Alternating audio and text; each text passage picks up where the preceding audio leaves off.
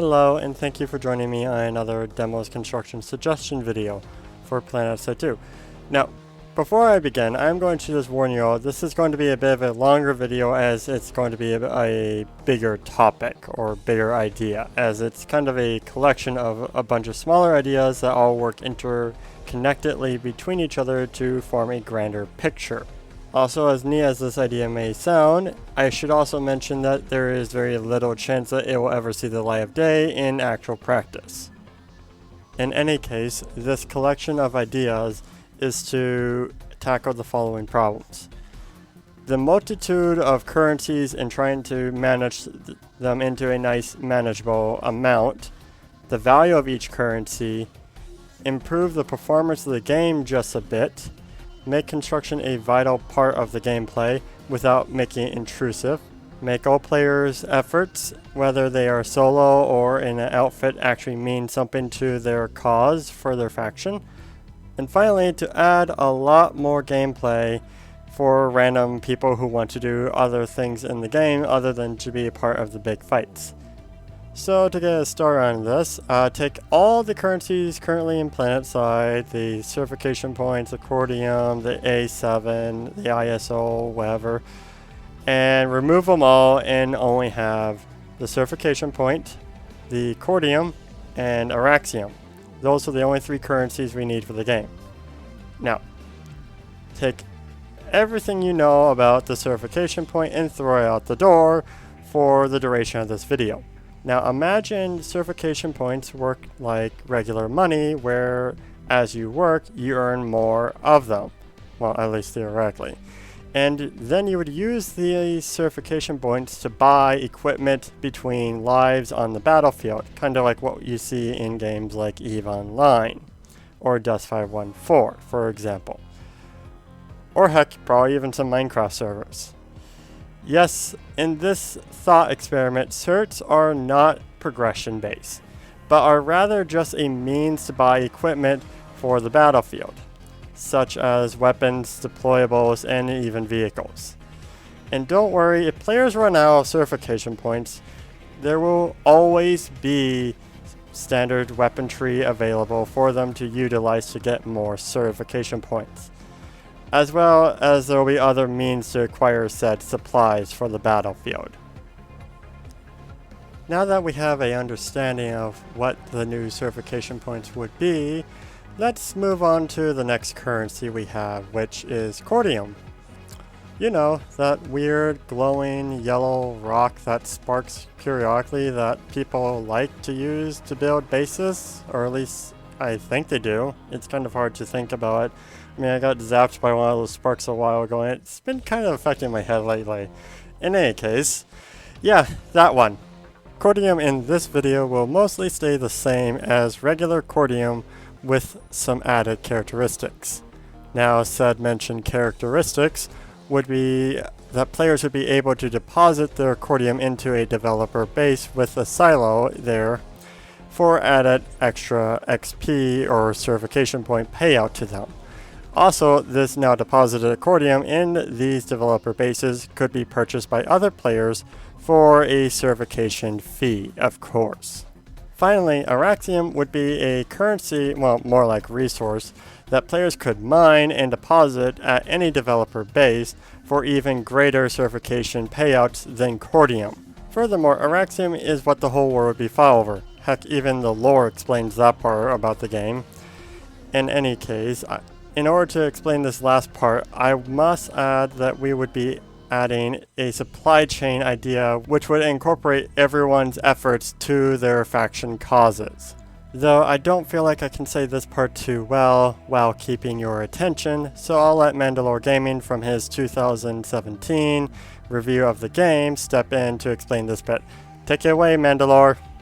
Look at this siege camp. There's dozens of vehicles, there's personnel running all over the place. It looks amazing. Do you know what this amazing organization of manpower is doing for the battle? Nothing.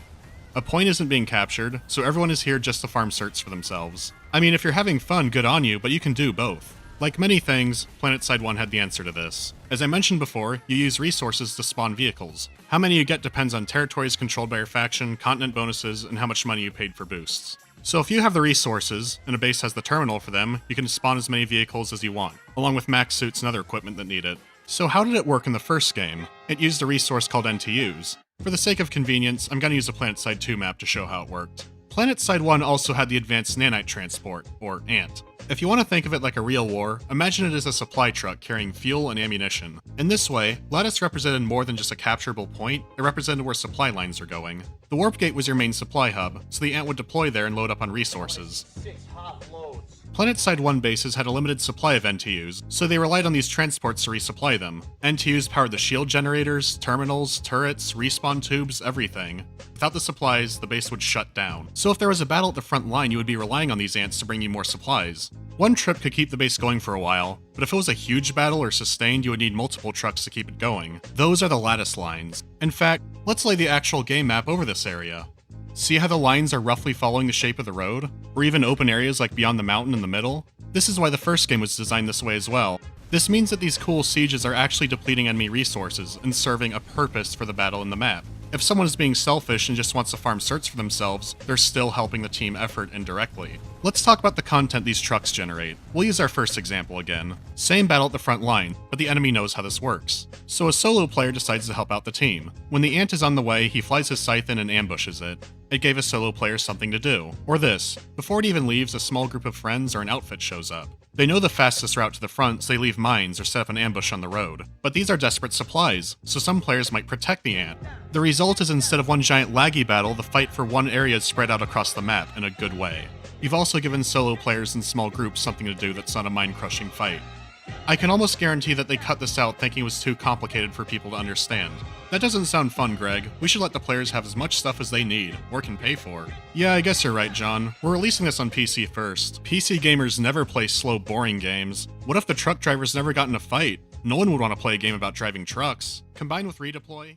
Thank you, Mandalore Gaming. So back to the topic of how this whole thing would work is the warp gate would send out supply trucks along the lattice lines at a fixed rate. Enough to keep bases supplied and even going for moderately sized battles for a decent amount of time, and extra supplies would have to be mined and supplied by the players for a prolonged engagement or for larger fights that just spontaneously occur. Finally, once a base has been cleared of all enemy presence by either draining a base's Cortium supply or by capturing its computers by capturing and holding the points around the base would need a shipment of Cortium either supplied by the players or the warp gate in order to be claimed. Anyways, while that's going on, bases that are powered would be mining or processing Auraxium, then sending it back down the lattice line to the warp gate to be shipped off-world to the respective factions. And the players that helped on that lattice line, no matter what they did, would get a payout of certification points from each supply truck that makes it back to the warp gate. Also, if a supply truck is destroyed, its contents would simply spill out onto the road for players to fight over to take back to their warp gate, to a friendly developer base, or maybe even a player base if the idea of a logistics silo ever saw the light of day. By doing all of this, it should open up new forms of play, spread the fights out more across the map, as players would then be scrambling to build bases, set up new supply lines, raid enemy supply lines, and defend their own supply lines from said mentioned enemies. Furthermore, this should also help discourage zerging due to the fact that it would put unnecessary strain on either the attackers or defenders' supplies and leave large swabs of their territory exposed to be raided by hostile forces, that even if they can't capture anything, would at the very least drain them of their vital supplies and cause multiple of their bases to turn neutral.